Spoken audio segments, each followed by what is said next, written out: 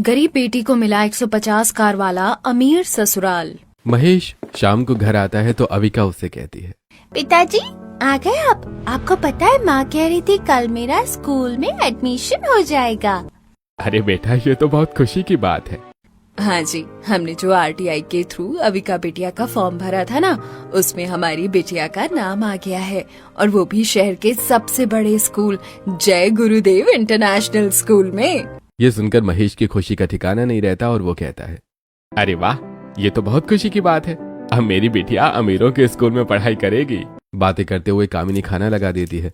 वो तीनों चटाई पर बैठकर खाना खाते हैं और सो जाते हैं। अगले दिन सुबह कामिनी अविका को तैयार करती है और अविका बाहर आकर महेश के रिक्शे पर बैठते हुए कहती है, आओ माँ आप भी यहाँ बैठो। पिताजी के रिक्शे में बैठकर कहीं जाने में मुझे बहुत मजा आता है। अब कामिनी भी रिक्शे में बैठ जाती है और महेश रिक्शा चलाना शुरू करता है। दरअसल महेश एक रिक्शा वाला था जो रिक्शा चलाकर अपने परिवार का खर्च चलाया करता था। महेश अब अविका और कामिनी को लेकर जय गुरुदेव इंटरनेशनल स्कूल पहुंचता है। अविका स्कूल को देखकर कहती है, वाह पिताजी ये स्कूल तो बहुत बड़ा और बहुत सुंदर है। अब महेश अपना रिक्शा स्कूल की पार्किंग में खड़ा करता है जहां बहुत सारी कारें पहले से ही पार्क थी। अविका उन कारों को देखकर अपनी माँ से कहती है, माँ कितनी बड़ी बड़ी कारें हैं ना यहाँ पर, इन कारों में बैठने में कितना मजा आता होगा। हाँ बेटा आता तो होगा, लेकिन रिक्शे से ज्यादा नहीं, क्योंकि जो चीज अपनी होती है वही सबसे ज्यादा अच्छी होती है। अच्छा अब चलो, एडमिशन के लिए देर हो रही है। फिर वो लोग स्कूल के अंदर जाते हैं और अविका का एडमिशन करवा देते हैं। फिर स्कूल कैंपस से बाहर निकलते हैं और अविका और कामिनी फिर से रिक्शे पर बैठ जाती हैं। तभी रागिनी अपनी कार से नीचे उतरती है और अविका को देखकर हंस पड़ती है और अपने ड्राइवर से कहती है, देखो ड्राइवर, ये लड़की तो अपने पिता के रिक्शे में ही स्कूल आ गई है। रागिनी को यूं हंसता हुआ देखकर कामिनी महेश से कहती है, चलिए जी जल्दी यहाँ से निकल चलिए। अब महेश अपना रिक्शा लेकर वहाँ से निकलता है। तभी रास्ते में अविका अपने पिताजी से कहती है, पिताजी वो लड़की हमारा मजाक क्यों उड़ा रही थी? मुझे तो आपका रिक्शा बहुत पसंद है। बेटा दरअसल वो कभी रिक्शे में नहीं बैठी होगी ना, तो उसे पता नहीं होगा। खैर तुम उसकी बातों पर ध्यान मत दो। सुनिए जी, जरा बाजार की तरफ चलिए, हम अपनी बेटी के लिए कॉपी किताबें सारी चीजें आज ही खरीद लेंगे। कल से हमारी बेटी स्कूल जो जाएगी। वो लोग वहाँ से निकल जाते हैं। अगले दिन कामिनी अविका को जल्दी जल्दी तैयार करती है और फिर महेश से कहती है, लीजिए जी मैंने आपकी बेटी को तैयार कर दिया है, अब आप इसे स्कूल छोड़ते हुए काम पर चले जाइए। ठीक है कामिनी, आओ अविका चलो रिक्शा पर बैठो। अविका खुश होकर रिक्शे पर बैठती है और कहती है, पिताजी आप मुझे इसी रिक्शे से छोड़ेंगे ना? मुझे आपके रिक्शे से स्कूल जाने में बहुत मजा आता है। हाँ हाँ मेरी प्यारी रानी बिटिया, तू क्यों चिंता करती है, मैं रोज तुझे स्कूल रिक्शे से छोड़ दूंगा। अब महेश अविका को लेकर स्कूल जाता है। जैसे ही अविका रिक्शे से उतरती है तो रागिनी अपनी कार के सामने अपनी दोस्तों के साथ खड़ी उसे देख रही थी। उसे देखते ही रागिनी उसका मजाक उड़ाते हुए कहती है, देखो देखो वो लड़की कितनी गरीब है कि रिक्शे से स्कूल आती है, हमारी तरह उसके पास कार नहीं है। रागिनी की बात सुनकर उसकी सभी सहेलियां हंसने लगती हैं। अविका को ये बात बहुत बुरी लगती है, लेकिन वो उसे नजरअंदाज करके अपनी क्लास में चली जाती है। अगले दिन जब महेश अविका को छोड़ने स्कूल जाता है तो अविका महेश से कहती है, पिताजी प्लीज आप इस रिक्शे को अंदर मत ले जाइए, वरना फिर मेरी सहेलियां मेरा मजाक उड़ाएंगी। बेटा तुम्हें दूसरों की बातों पर ध्यान नहीं देना चाहिए, मुझे अपना काम पर गर्व है और तुम्हें भी होना चाहिए। जो भी हो पिताजी, लेकिन जब मेरे दोस्त मुझे रिक्शे वाले की बेटी कहकर मेरा मजाक उड़ाते हैं तो मुझे वो बिल्कुल अच्छा नहीं लगता, इसलिए प्लीज आप अपना रिक्शा यहीं खड़ा कर दीजिए। महेश अविका की बात मानकर रिक्शा बाहर ही खड़ा कर देता है और अविका को पैदल ही लेकर जाता है। तब रागिनी उसे देखकर मजाक उड़ाते हुए कहती है, क्या बात है अविका, आज तुम इस खटारा रिक्शे से नहीं आई, किसी कार से आई हो? कहाँ पार्क है तुम्हारी कार, जरा हमें भी तो बताना। ऐसा कहकर रागिनी अपनी सहेलियों के साथ जोर जोर से हंसने लगती है। अविका को इस बात का बहुत बुरा लगता है और वो गुस्सा होते हुए रागिनी से कहती है, रागिनी बहुत घमंड है ना तुम्हें अपनी इस बड़ी सी कार पर, देखना एक दिन मैं इससे भी बड़ी कार में घूमूंगी। ऐसी समय बीतता है और अब अविका जवान हो जाती है। आज अविका के कॉलेज का पहला दिन था। महेश अविका से कहता है, अविका बेटा मैं तो इधर ही जा रहा हूँ, मैं तुझे अपने रिक्शा से कॉलेज छोड़ देता हूँ। पिताजी मैं कितनी बार समझा चुकी हूँ आपको कि मुझे आपके इस रिक्शे से नहीं जाना, इसमें आते देख मेरे दोस्त मेरा मजाक उड़ाते हैं। ठीक है बेटा तू ऑटो लेकर चली जाना, ये रहे ऑटो के पैसे, तू जल्दी जा वरना पहले दिन ही कॉलेज में देर हो जाएगी। अविका जल्दी से पैसे लेकर कॉलेज के लिए निकल जाती है। वो हमेशा की तरह आज भी अपनी पहचान की लॉन्ड्री में पहुंचती है, कुछ पैसे देकर वहां से एक किराए की ड्रेस लेती है और पहनकर बाहर निकलती है। फिर अपने आप से कहती है, अच्छा हुआ कि मुझे ये लॉन्ड्री मिल गई। स्कूल में भी मैं यहीं से कपड़े रेंट पर लेकर पहनकर जाया करती थी। अगर मैं ऐसा नहीं करती तो मेरे सारे दोस्त मुझे गरीब समझकर मेरी बेइज्जती करते। मन में ऐसा सोचते हुए अविका रोड पर खड़ी ऑटो का इंतजार कर रही थी। वो देखती है कि एक लड़की बड़ी सी कार से आती है और कार पार्क करके लॉन्ड्री के अंदर जाती है। ये देखकर अविका उस कार के पास आती है, उसे छूते हुए कहती है, वाह, कितनी सुंदर कार है। काश मेरे पास भी यही कार होती। तभी वो एक ऑटो लेती है और कॉलेज पहुंच जाती है, जहां रागिनी अपने दोस्तों के साथ खड़ी थी। अविका वहां आती है तो नंदिता कहती है, यार अविका, तूने कितना स्टाइलिश ड्रेस पहना है। हाँ नंदिता, अविका की ड्रेस तो काफी स्टाइलिश है, लेकिन कार से आना तो अभी भी इसकी किस्मत में नहीं है। देखा नहीं कैसे ऑटो लेकर आती है। तभी कॉलेज की बेल बज जाती है और सभी लोग अपनी अपनी क्लास में चले जाते हैं। अविका जैसी क्लास के अंदर जाती है, रितेश की नजर अविका पर टिक जाती है। वो मन ही मन में सोचता है, कितनी सुंदर और मासूम लग रही है ये लड़की, पूरे कॉलेज में सबसे अलग। अविका रितेश के बगल वाली डेस्क पर बैठ जाती है। रितेश का ध्यान हर समय अविका पर ही रहता है। क्लास खत्म होने के बाद अविका स्कूल के गार्डन में बैठकर बुक पढ़ रही थी। बगल वाली बेंच पर बैठी नंदिता रागिनी से कहती है, तूने देखा रागिनी, आज रितेश फिर एक नई कार से आया था। कितनी सारी कार्स हैं उसके पास। हर दिन वो कपड़ों की तरह कार बदलता है। दिखता भी बहुत स्मार्ट है। हाँ यार, मैं तो कब से उसे प्रपोज करना चाहती हूँ, लेकिन वो मेरी तरफ देखता ही नहीं। अविका ये बात सुन लेती है और फिर वापस अपनी पढ़ाई में लग जाती है। ऐसे दिन बीत रहे थे, जहाँ एक तरफ रागिनी रितेश को पसंद करने लगी थी, वहीं रितेश अविका को पसंद करने लगा था। एक दिन अविका कॉलेज से अपने घर की तरफ निकल रही थी। तभी रितेश अपनी कार से उनके पास आता है और कहता है, सुनिए, मैं बहुत दिनों से आपसे कुछ कहना चाहता हूँ। हम 2 साल से एक ही कॉलेज में पढ़ते हैं, लेकिन आप मुझसे कभी बात नहीं करती। दरअसल मैं आपको पसंद करता हूँ और आपसे शादी करना। देखिए, आपकी इन बातों के लिए मेरे पास समय नहीं है। वैसे भी मैं कॉलेज में सिर्फ पढ़ाई करने आती हूँ, दोस्ती करने नहीं। सॉरी। ऐसा कहकर अविका आगे निकल जाती है और मन ही मन में सोचती है, मैं कॉलेज में लॉन्ड्री से अच्छे कपड़े पहनकर आती हूँ, इसीलिए सबको लगता है कि मैं गरीब नहीं हूँ। शायद रितेश को भी ऐसा ही लगता होगा, तभी वो मुझसे शादी करना चाहता है। वरना मेरे जैसी गरीब लड़की से भला इतना अमीर और स्मार्ट लड़का क्यों शादी करेगा। यही सोचते हुए अविका अपने घर आ जाती है। समय बीतता है और कॉलेज का आखिरी साल भी खत्म हो जाता है। एक दिन रितेश रागिनी को फोन करता है और कहता है, रागिनी, मुझे तुझसे कुछ बात करनी है। हाँ रितेश, बोलो क्या बात है। रागिनी, तुझे तो पता है कि मैं कॉलेज के फर्स्ट ईयर से ही अविका को पसंद करता हूँ, लेकिन मेरे पास उसका नंबर नहीं है और ना ही मैं उसका पता जानता हूँ। प्लीज तो उसका पता बता सकती है? मैं उसके घर रिश्ता भेजना चाहता हूँ। यार सच कहूँ तो तुझ जैसा लड़का किस्मत वालों को ही मिलता है। वैसे अविका का नंबर मेरे पास नहीं है। तुझे तो पता है मेरी उससे खास दोस्ती नहीं रही, लेकिन उसके पिताजी का नंबर मेरे पास है, जो मैंने किसी काम से लिया था। मैं तुझे वो नंबर व्हाट्सएप कर देती हूँ, तू उससे बात कर लेना। रितेश रागिनी का शुक्रिया अदा करता है और फिर अपनी बड़ी सी गाड़ी में बैठकर गाना गाते हुए अपने घर की तरफ निकल पड़ता है।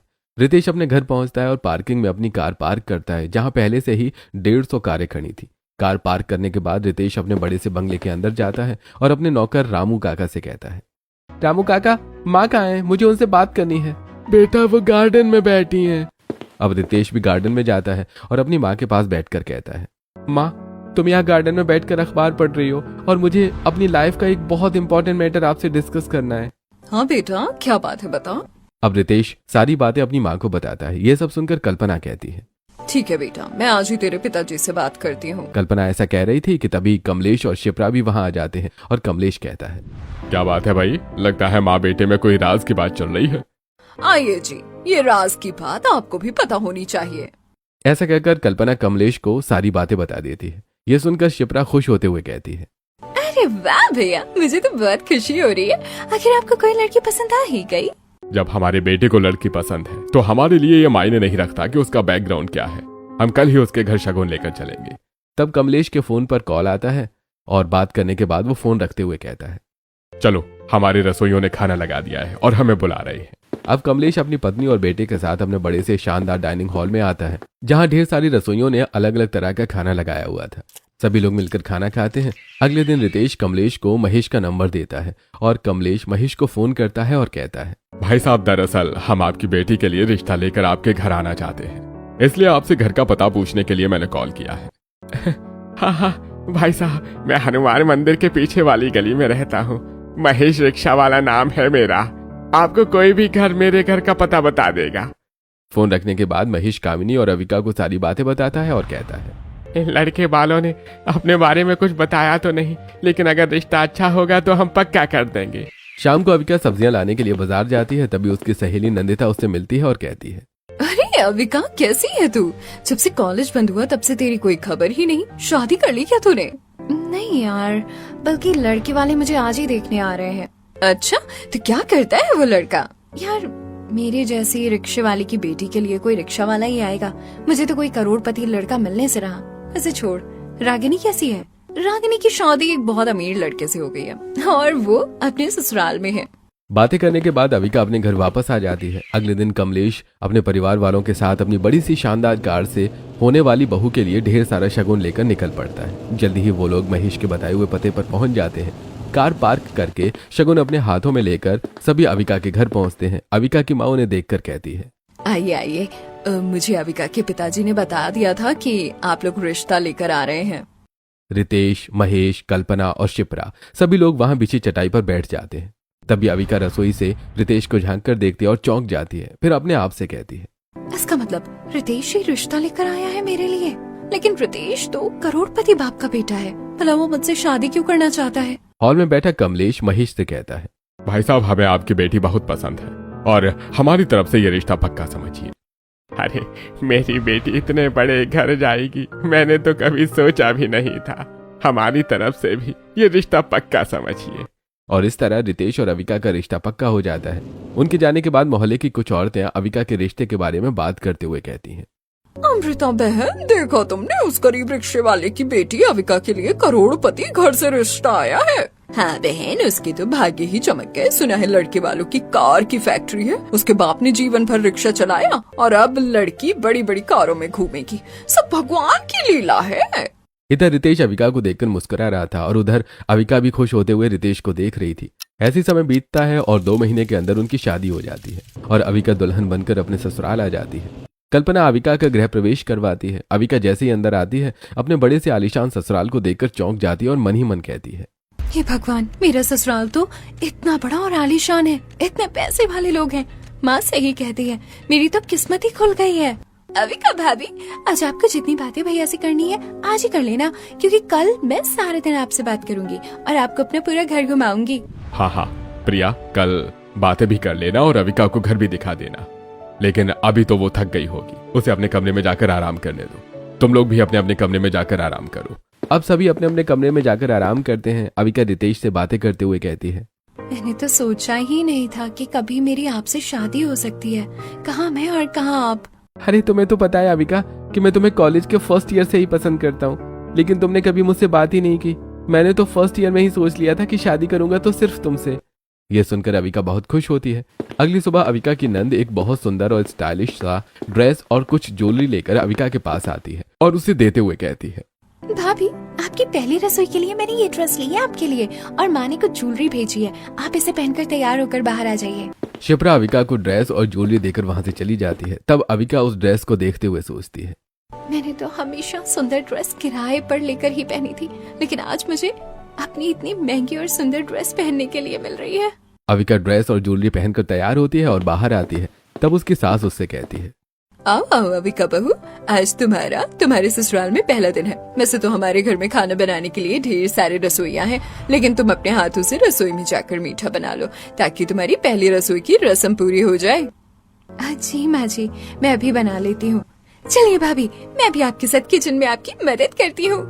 प्रिया और अविका दोनों किचन में जाती हैं। प्रिया वहाँ खड़े शेफ को हटने के लिए कहती है। उसके बाद अविका को हलवा बनाने का सारा सामान देती है।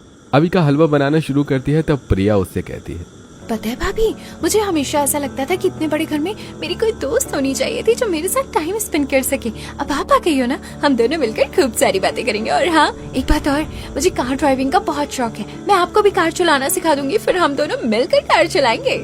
अविका प्रिया की बात सुनकर मुस्कुरा देती है और मन ही मन सोचती है, कार चलाना तो मेरे जीवन भर का सपना है जो आज तक पूरा नहीं हुआ, शायद ससुराल में पूरा हो जाए। यही सोचते हुए अविका सूजी का हलवा बना लेती है। सभी लोग डाइनिंग पर बैठ जाते हैं। अविका सभी को सूजी का हलवा सर्व करती है। हलवा खाकर सभी अविका की बहुत तारीफ करते हैं। कमलेश कहते हैं, बहू हलवा तुमने बहुत सचमुच में अच्छा बनाया है। हलवा खाने के बाद कल्पना और रितेश एक एक कार की चाबी अविका को देते हुए कहते हैं, अविका, ये एक लैम्बोर्गिनी की और ये एक BMW की चाबी है। ये दोनों कारें हम दोनों की तरफ से गिफ्ट हैं। उनकी बातें सुनकर अविका बहुत खुश हो जाती है। वो चाबी ले लेती है। तभी कमलेश कहते हैं, अविका बहू मेरी तरफ से तुम्हारा सरप्राइज गिफ्ट बाकी है। हमारे घर में ये रस्म है कि हफ्ते बाद जब बहू अपने मायके पग फेरे के लिए जाती है तब ससुर उसे तोहफा देता है और मैं भी तुम्हें उसी दिन तोहफा दूंगा। ये सुनकर अविका बहुत खुश होती है। फिर प्रिया अविका से कहती है, चलिए अविका भाभी, अब मैं आपको अपना घर घुमाती हूँ। प्रिया अविका को अपना आलीशान बड़ा सा बंगला घुमाना शुरू करती है। वो बड़े बड़े हॉल में लेकर जाती है। फिर आगे बढ़ते हुए उसे पूरा घर दिखाती है। उसके बाद वो बाहर गार्डन भी दिखाती है और उंगली से इशारा करते हुए कहती है, देखो भाभी, हमारा घर इतना बड़ा है कि हम सिर्फ नीचे का ही माला यूज कर पाते हैं। ऊपर के सारे कमरे खाली पड़े हैं। और आपको पता है, सामने जो बिल्डिंग दिखाई दे रही है वो हमारे घर की गाड़ियों का गैराज है।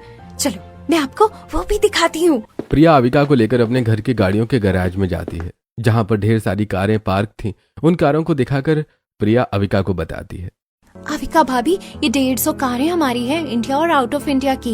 हर महंगी कार यहाँ खड़ी है। और वो देखिए, वो तो नई कारें हैं जो आज आपको माँ और भैया ने गिफ्ट की है। और पता है भाभी, इन कारों की कलेक्शन हमेशा बदलते रहते हैं। जो सबसे नया मॉडल कहीं भी आता है वो भैया और पिताजी घर ले आते हैं। और इनमें से काफी सारे मॉडल तो हमारी फैक्ट्री में ही बनते हैं। ये सुनकर अविका हैरान रह जाती है और कहती है, हमारी फैक्ट्री में बनते हैं? मतलब हमारी कारों की फैक्ट्री है? हाँ भाभी, हमारी फैक्ट्री में कार की मैन्युफैक्चरिंग होती है। प्रिया अविका को गैराज के अलावा और भी अलग अलग जगह पर घुमाती है और वो लोग वापस आ जाते हैं। तब तक खाना लग चुका था और सभी लोग खाना खाने बैठ चुके थे। कल्पना कहती है, आओ आओ अविका बहू, हमारे साथ बैठकर खाना खाओ। कल से तुम अपनी भी पसंद हमारे शेफ को बता देना ताकि वो तुम्हारी पसंद का भी खाना बना दे। अविका अपनी नंद के साथ डाइनिंग टेबल पर आती है तो देखती है कि ढेर सारे शेफ ने अलग अलग तरह का खाना वहां लगाया हुआ था। अविका अपने ससुराल वालों के साथ बैठकर खाना खाती है और खाते हुए मन ही मन सोचती है, इतनी तरह के डिशेस तो मैंने अपनी जिंदगी में कभी नहीं खाए हैं। लेकिन ये तो तब की बात है ना जब मैं गरीब थी। अब तो मैं करोड़पति हो गई हूँ। अब तो मेरे जीवन में सब कुछ बदल जाएगा। अगले दिन कामिनी अविका को फोन करती है और कहती है, अविका बेटा, कैसी है? तूने अपने ससुराल जाने की बात फोन पर भी नहीं बताई। हमें तेरी चिंता हो रही थी। मम्मी, मैं बहुत अच्छी हूँ। मेरे ससुराल वाले तो करोड़पति हैं। इतना बड़ा घर है उनका और इतनी सारी कार है उनके पास। मेरी सास और मेरे पति ने तो मुझे इतनी महंगी कार गिफ्ट की है। ये तो बहुत खुशी की बात है बेटा। तेरा तो हमेशा से ही कार चलाने का सपना था, भगवान ने उसे पूरा कर दिया। वैसे तेरे बाबूजी कह रहे थे कि हमें तेरी याद आ रही है, तो क्या हम तुझसे मिलने आ जाएं? नहीं नहीं माँ, प्लीज आप मत आओ। आप लोग पुराने कपड़े पहनोगे और रिक्शा में आओगे, मुझे अच्छा नहीं लगेगा। ऐसे ही धीरे धीरे अविका की शादी को एक हफ्ता बीत जाता है। एक दिन रितेश अविका से कहता है, अविका जल्दी से तैयार हो जाओ, आज हमें फैक्ट्री जाना है। मम्मी और पापा तुम्हारा इंतजार कर रहे हैं। अब अविका एक बहुत सुंदर सा वन पीस पहनकर तैयार हो जाती है और फिर अविका के ससुराल वाले उसे अपनी कार की फैक्ट्री में ले जाते हैं, जहाँ ढेर सारे मजदूर काम कर रहे थे। मजदूर अविका को देखकर झुककर प्रणाम करते हैं। उसके बाद कमलेश कुछ पेपर्स अविका को देते हुए कहते हैं, अविका, ये रहे पेपर्स। आज से तुम इस फैक्ट्री की मैनेजर हो। आज से ये सब तुम्हें ही संभालना है। ये सुनकर अविका बहुत खुश हो जाती है और कहती है, पिताजी, आपने मुझे इस लायक समझा। मुझे इस बात की बहुत खुशी हुई। आप चिंता मत कीजिए, मैं सब कुछ अच्छी तरह संभालूंगी। इसके बाद अविका अपने पति के साथ अपने मायके आती है। इतनी बड़ी गाड़ी से घर आते देखकर मोहल्ले वाले बहुत हैरान हो जाते हैं। जैसे ही अविका अपनी कार से नीचे उतरती है तभी पुष्पा और सविता अविका के पास आती हैं और कहती हैं, कैसी है अविका? तू इतनी बड़ी कार में आई है और साथ में दामाद जी भी आए हैं। बिल्कुल राधा किशन की जोड़ी लग रही है तुम दोनों की। ये तो बड़ी खुशी की बात है। तेरे तो भाग चमक गए। सुनिए जी, आप अंदर जाइए, मैं थोड़ी देर में आती हूँ। ऐसा कहकर अविका रितेश को अंदर जाने के लिए कह देती है और इतराते हुए अपने पड़ोसियों से कहती है, हाँ चाची, आपने सही कहा। वैसे मेरे भाग तो अच्छे होंगे ना, मैं लाखों में एक जो हूँ। और वैसे भी अब मैं पहले वाली गरीब अविका नहीं रही। मेरे पास इतना समय नहीं है कि मैं आप लोगों से बात करूं। बहुत सारे काम है मुझे, इसलिए मैं चलती हूँ। अविका ऐसा कहकर वहाँ से चली जाती है। तब सविता पुष्पा से कहती है, देख रही हो पुष्पा बहन, अविका को कितना घमंड आ गया है। हाँ बहन, लेकिन अविका को ये नहीं पता कि घमंड किसी का नहीं चलता। समय हर घमंडी को उसका सबक सिखा ही देता है। इधर अविका अपनी माँ के पास आती है और उन्हें गले लगाकर कहती है, माँ, पिताजी, मेरे तो सारे सपने पूरे हो गए। मेरे ससुराल वाले सचमुच बहुत अच्छे हैं। ससुर जी ने तो आज मुझे फैक्ट्री का मैनेजर भी बना दिया। अब तो मैं प्रोफेशनल भी हो गई हूँ। हाँ बेटा, ये तो बहुत खुशी की बात है कि तुझे रितेश जैसा जीवन साथी मिला जिसने तेरा भाग्य ही बदल दिया। काफी देर बातें करने के बाद अविका अपने घर वापस आ जाती है। अगले दिन रितेश सुबह सुबह अविका से कहता है, चलो जल्दी से तैयार हो जाओ, आज से मैं तुम्हें कार चलाना सिखाऊंगा ताकि तुम खुद ही कार चलाकर अपनी फैक्ट्री जा सको। क्या सचमुच? ये तो बहुत खुशी की बात है। पता है रितेश, मैं जब भी किसी को कार चलाते देखती थी ना, तो मैं हमेशा सपना देखती थी कि एक दिन मैं भी कार चलाऊंगी, एक दिन मेरे पास भी कार होगी। आज मेरा सपना पूरा होने जा रहा है। मेरे पास कार भी है और आज से मैं कार चलाना भी सीख जाऊंगी। तुम रुको, मैं भी तैयार होकर आती हूँ। ऐसा कहकर अविका तैयार हो जाती है और रितेश ग्राउंड में ले जाकर उसे कार चलाना सिखा देता है। अगले दिन से अविका अपनी कार से फैक्ट्री जाना शुरू कर देती है। ऐसे कुछ दिन बीत जाते हैं। एक दिन अविका फैक्ट्री पहुंचती है तो देखती है कि रमन काम पर लेट आया है। अविका उसे डांटते हुए कहती है, क्या बात है रमन, तुम इतनी लेट कैसे हो गए? अरे माफ करना मालकिन, आज मेरी माँ की तबीयत खराब हो गई थी, इसलिए मैं उन्हें डॉक्टर के पास ले गया था। बस इसी वजह से देर हो गई। तुम्हारी माँ की तबीयत तुम्हारी जिम्मेदारी है, उससे हमारा कोई लेना देना नहीं है। तुम्हें फैक्ट्री में काम करना है तो समय पर आना होगा। माफ करना मालकिन, मैं अगली बार समय पर ही आऊंगा। अविका सब कुछ चेक करके वहां से चली जाती है। ऐसे कुछ दिन और बीत जाते हैं। एक दिन अविका देखती है कि माधव काम नहीं कर रहा है और एक तरफ चुपचाप बैठा है। अविका माधव को डांटते हुए कहती है, माधव, ये क्या है? तुम यहाँ चुपचाप क्यों बैठे हो? काम क्यों नहीं कर रहे? दरअसल मैम साहब, माधव को चक्कर आ गया था, उसकी तबीयत ठीक नहीं है, आप उसे आज छुट्टी दे दीजिए। ये सब बहाने यहाँ नहीं चलेंगे। थोड़ी देर आराम करो और फिर काम में लग जाओ। हमें अगले महीने कार की डिलीवरी देनी है। हमें लेट नहीं होना है। मुझे अपने बिजनेस को और ऊंचाइयों तक पहुँचाना है। अविका बिजनेस तो बहुत अच्छी तरह से संभाल रही थी और प्रॉफिट भी बहुत ज्यादा हो रहा था, लेकिन उसके मन में घमंड बढ़ता जा रहा था और उसकी नजरों में गरीबों की कोई इज्जत नहीं थी। एक दिन फैक्ट्री में सभी मजदूर अविका के बारे में बातें करते हुए कहते हैं, अरे यार, हमारे मालिक कितने अच्छे हैं ना, वो गरीबों के साथ कितनी दया दिखाते हैं, लेकिन ये नई मालकिन कितनी घमंडी है, किसी की समस्या ही नहीं समझती, बस डांटती रहती हैं। धीरे धीरे मजदूरों की बात कमलेश तक भी पहुंची। कमलेश ये सारी बातें सुनकर मन ही मन सोचते हैं, मेरी बहू जरूरत से ज्यादा ही घमंडी हो गई है, ये बात अच्छी नहीं है। ऐसे कुछ समय और बीत जाता है। एक दिन अविका फैक्ट्री से वापस आ रही थी, तभी अचानक उसे ऑटो से उतरते हुए रागिनी दिखाई देती है। अविका तुरंत कार पार्क करती है और रागिनी से कहती है, क्या बात है रागिनी, आज तू ऑटो से आ रही है? तेरे पास तो इतनी सारी गाड़ियाँ थी ना, फिर तुझे ऑटो की क्या जरूरत पड़ गई? क्या बताऊँ अविका, मेरे पति का बिजनेस पूरा डूब गया और हम सड़क पर आ गए हैं। अब मैं और मेरे पति छोटी सी जॉब कर रहे हैं, इसीलिए ऑटो से आना जाना पड़ता है। अब वैसे अगर तेरे पास गाड़ियाँ भी होती तो अभी अब तो मेरी बराबरी नहीं कर सकती। कार देखिए मेरी, 150 कारों का कलेक्शन है मेरे ससुराल में और हमारी कारों की फैक्ट्री है। मैं उसकी मैनेजर हूँ। तुझे कहा था ना एक दिन मैं तुझसे भी बड़ी गाड़ियों में घूमूंगी। हाँ अविका, तू सही कह रही है, अब हमारी कोई बराबरी नहीं है, लेकिन दोस्त होने के नाते मैं तुझे एक बात जरूर कहूंगी, घमंड नहीं करना चाहिए। जिंदगी तुझे सिखाए उससे पहले खुद समझ जा, घमंड किसी चीज का अच्छा नहीं होता। अच्छा, अब मैं चलती हूँ। ऐसा कहकर रागिनी चली जाती है और अविका भी अपने घर आ जाती है। जैसे ही अविका घर आती है तो देखती है कि सभी लोग हॉल में इकट्ठा हैं और काफी टेंशन का माहौल है। अविका कहती है, माँ, पिताजी, रितेश को क्या हुआ? आप लोग इतने उदास क्यों हैं? दरअसल हमने एक बहुत बड़ा प्रोजेक्ट साइन किया था। हमारे सारे पैसे, ये घर, हमारी सारी गाड़ियां, सब कुछ इसी प्रोजेक्ट पर लगा हुआ था। वो प्रोजेक्ट नहीं मिलने की वजह से हमारा सब कुछ डूब गया। अब हम सड़क पर आ चुके हैं और ये घर भी आज शाम तक हमें छोड़ना होगा। ये सुनकर अविका बहुत दुखी हो जाती है। शाम को वो लोग खाली हाथ घर से निकल जाते हैं। उनके पास जाने की कोई जगह नहीं थी। तब अविका कहती है, माँ, पिताजी, मेरा मायका गरीब जरूर है, लेकिन इस वक्त हमें वही लोग सहारा दे सकते हैं। चलिए हम मेरे मायके चलते हैं। हाँ पिताजी, अविका सही कह रही है, इस वक्त हमें वहीं चलना चाहिए।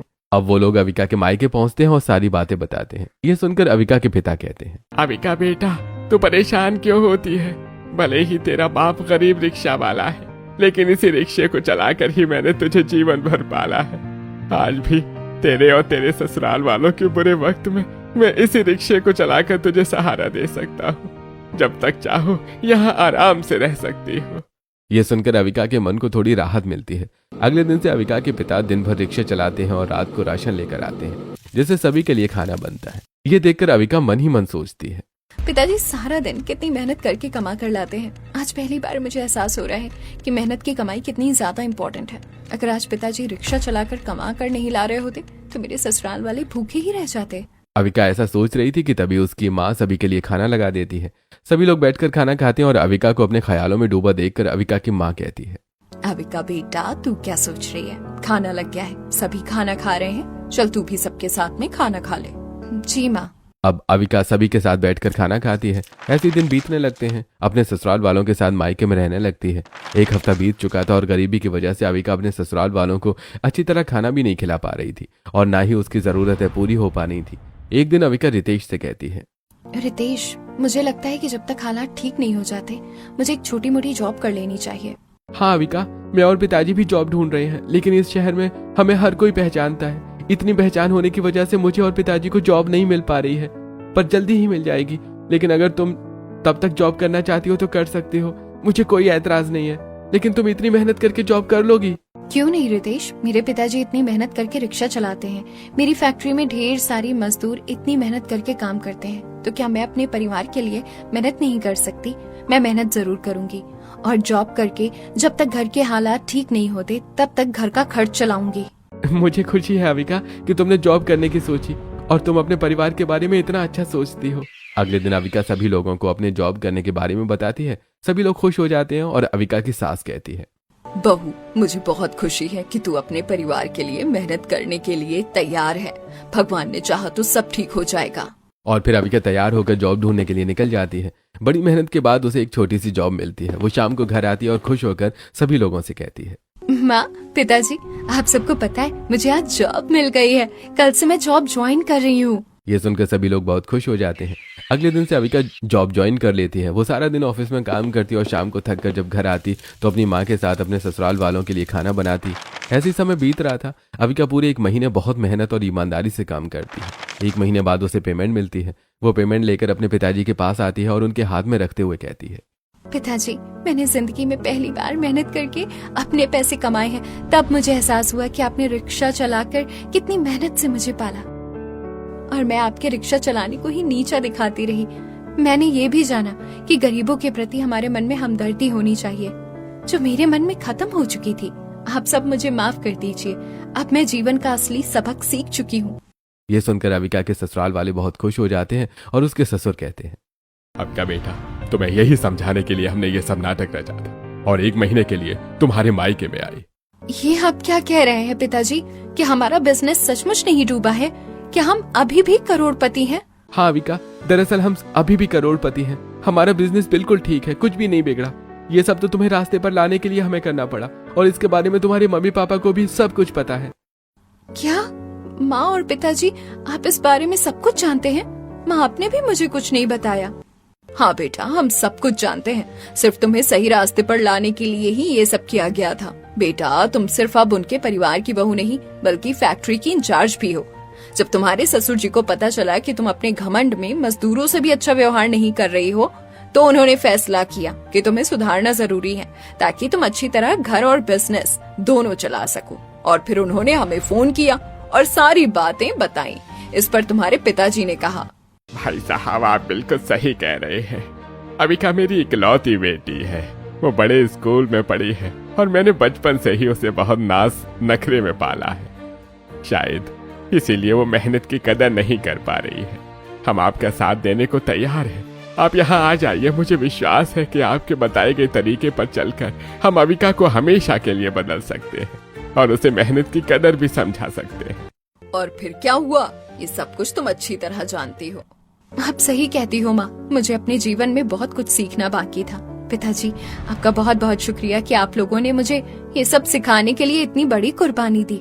लेकिन अब मैं सब कुछ समझ चुकी हूँ। मैं आज के बाद आपसे वादा करती हूँ कि आपको मुझसे कभी भी शिकायत नहीं मिलेगी और मैं हमेशा ही मेहनत से कमाए हुए पैसों और लोगों की भावनाओं की इज्जत करूंगी। ये सुनकर अविका के ससुराल वाले बहुत खुश हो जाते हैं और अविका को अपनी गलती का एहसास हो चुका था। अब वो कभी भी घमंड न करने के वादा करती है और अपने ससुराल वालों के साथ अपने बड़े से घर में लौट जाती है और खुशी खुशी अपना जीवन गुजारती है।